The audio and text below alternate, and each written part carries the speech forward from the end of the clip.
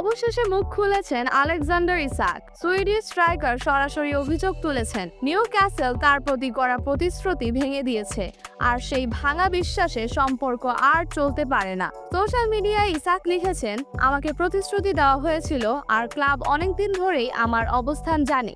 প্রতিশ্রুতি ভাঙলে বিশ্বাসও ভাঙে, আর সম্পর্ক চলতে পারে না।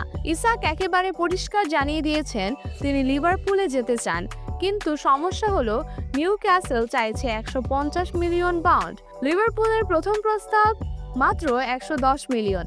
40 মিলিয়ন পাউন্ডের এই ফারাকই এখন বড় বাধা। নিউক্যাসলও দ্রুত পাল্টা জবাব দিল। ক্লাবের বিবৃতিতে বলা হয়েছে, ইসাক এখনো চুক্তির অধীনে আছেন, তাকে ছেড়ে দেওয়ার কোনো চুক্তি হয়নি। আমরা আমাদের সেরা খেলোয়াড়দের রাখতে চাই, কারণ দল আর সমর্থকরাই প্রথম অগ্রাধিকার। তারা আরও জানিয়েছে এই সামারে বিক্রির শর্ত পূরণ হয়নি, আর ভবিষ্যতেও পূরণ হবে বলে আমরা মনে করি না। এখন প্রশ্ন হলো, ইসাক চান লিভারপুলে যেতে, লিভারপুলও চান ইসাককে দলে আনতে, কিন্তু নিউক্যাসল তাদের অবস্থানে অটল। ট্রান্সফার উইন্ডো বন্ধ হতে কয়েকদিন বাকি, আর এই সাগাই হতে পারে সামারের সবচেয়ে বড় নাটক।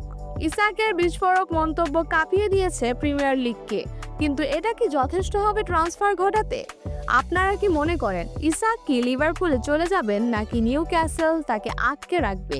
আপনার উত্তর কমেন্টে লিখে জানান।